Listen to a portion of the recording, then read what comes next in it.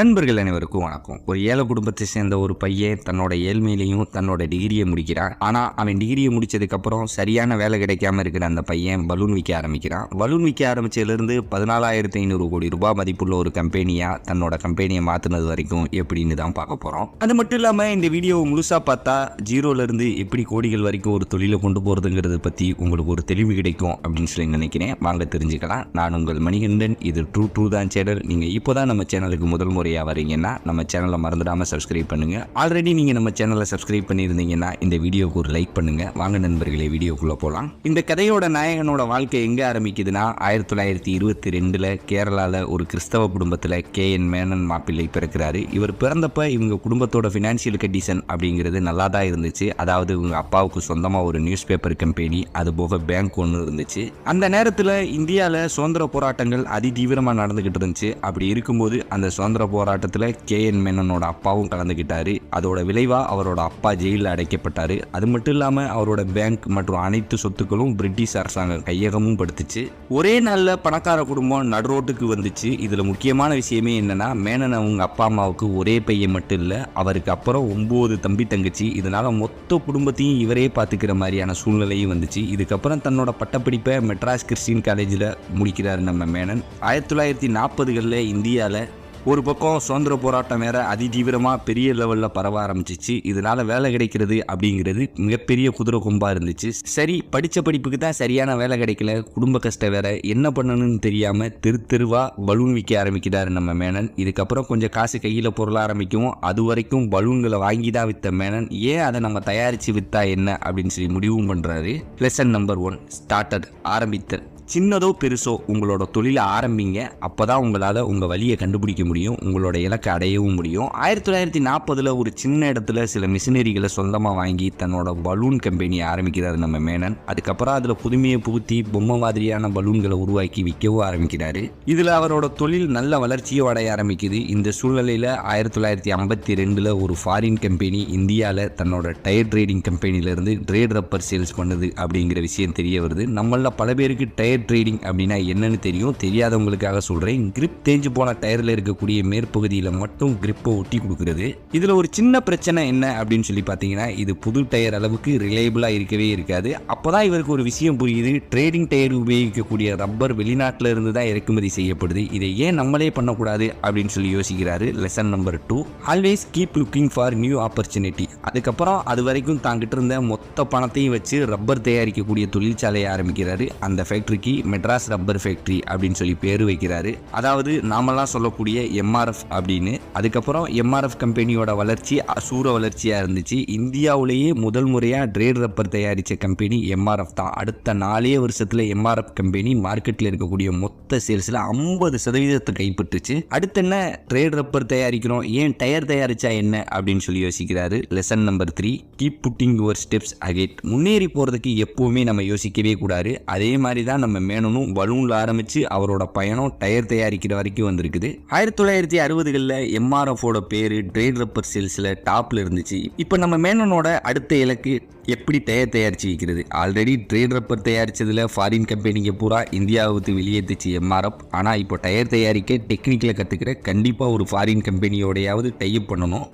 ஏன்னா அப்போதான் குவாலிட்டியில் வெளிநாடு அளவுக்கு அந்த தரத்தை மெயின்டைன் பண்ண முடியும் அப்படின்னு சொல்லி முடிவு பண்ணார் மேனன். இவர் டயர் தயாரிக்கணும் அப்படின்னு சொல்லி முடிவு பண்ணும்போது இந்தியாவுக்கு சுதந்திரம் கிடைச்சி வெறும் 13 வருஷம் தான் ஆகியிருந்துச்சு.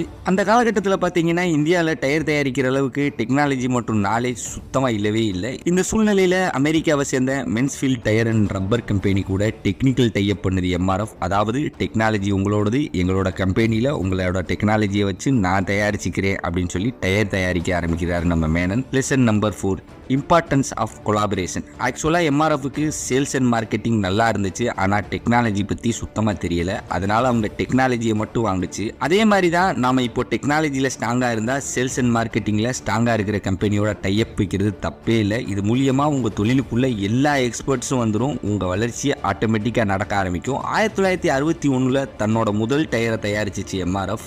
அதே வருஷம் மெட்ராஸ் ஸ்டாக் எக்ஸ்சேஞ்சில் தன்னோட IPOவை ஓப்பன் பண்ணிச்சு MRF. இன்னொரு பக்கம் இந்தியாவில் டுன்லாப், ஃபயர்ஸ்டோன், குட்டியர் மாதிரியான மல்டிநேஷனல் டயர் கம்பெனிங்க ஆல்ரெடி மார்க்கெட்டில் நல்ல இடத்துல இருந்தாங்க. பிரைசிங் ப்ரொடக்ஷன், டிஸ்ட்ரிபியூஷன் எல்லாத்துலேயும் மார்க்கெட்டில் டுன்லாப் டயர் கம்பெனி 70% மேலே வச்சிருந்துச்சு. மென்ஸ்ஃபீல்ட் டயர் மற்றும் ரப்பர் கம்பெனியோட டயர் ஸ்டாண்டர்ட் பார்த்தீங்கன்னா அமெரிக்கா ரோடுகளுக்கு ஏற்ற மாதிரி தான் இருந்துச்சு. அதுவே இந்தியாவோட ரோடுகளை பற்றி சொல்லியே ஆகணும். ஸோ அதனால எம்ஆர்எஃப் கம்பெனி 1965 தன்னோட ரப்பர் ரிசர்ச் சென்டரை சென்னை திருவெற்றியூரில் ஆரம்பிச்சிச்சு. Lesson number 5, always be quality cautious.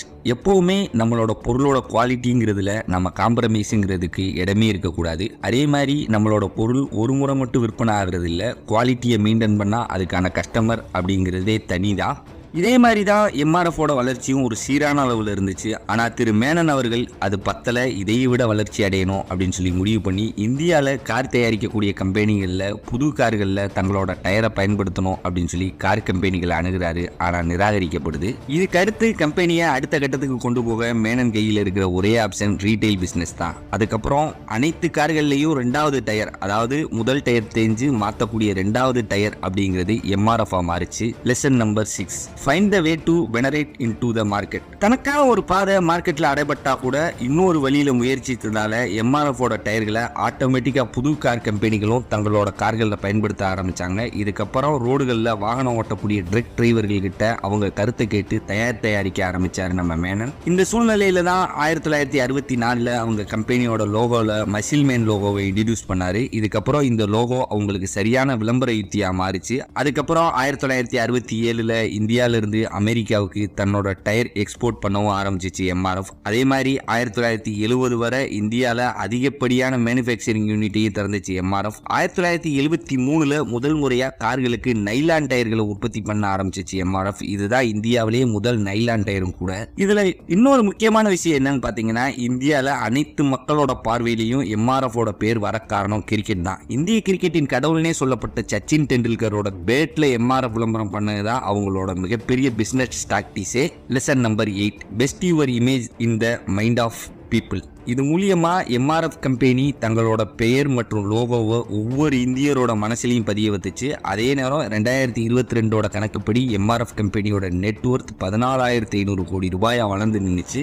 அது மட்டும் இல்லாம அந்த கம்பெனியோட ஷேர் பிரைஸ் 1,11,300 ரூபாயா இருந்துச்சு. எம்ஆர்எஃப் பொறுத்த வரைக்கும் அது மட்டும் வளராம அதை நம்பினவங்களே வளர்த்துச்சு அப்படின்னு சொன்னா நம்ப முடியுதா? அதாவது 1993 எம்ஆர்எஃப் மார்க்கெட்ல லிஸ்ட் பண்ணும்போது அதோட விலை வெறும் 11 ரூபாய். அதுவே 2023 1,11,300 ரூபாய். இதுதான் இதுக்கான சாட்சியே. ஒரு நபர் வெறும் 4,500 ரூபாய்க்கு எம்ஆர்எஃப் ஷேர்ஸை அன்னைக்கு வாங்கி இருந்தா அதோட இன்றைய வேல்யூ 5,85,000 ரூபாய். ஒரு பலூன் வித்த ஒரு பையன் 14,500 கோடி ரூபாய் ஒருத்துள்ள ஒரு கம்பெனியை உருவாக்க முடியுதுன்னா யாராலையும் எதுனாலையும் சாத்தியமே அப்படிங்கிறது இது மூலியமா தெரிய வருது. இந்த வீடியோ உங்களுக்கு பிடிச்சிருக்கும் அப்படின்னு சொல்லி நினைக்கிறேன். இதை பத்தி நீங்க என்ன நினைக்கிறீங்க அப்படின்னு சொல்லி கண்டிப்பா கமெண்ட்ல சொல்லுங்க. நான் உங்கள் மணிகண்டன். இது ட்ரூ தான் சேனல். மறந்துடாம நம்ம சேனலை சப்ஸ்கிரைப் பண்ணுங்க, லைக் பண்ணுங்க, ஷேர் பண்ணுங்க. நன்றி, வணக்கம் நண்பர்களே.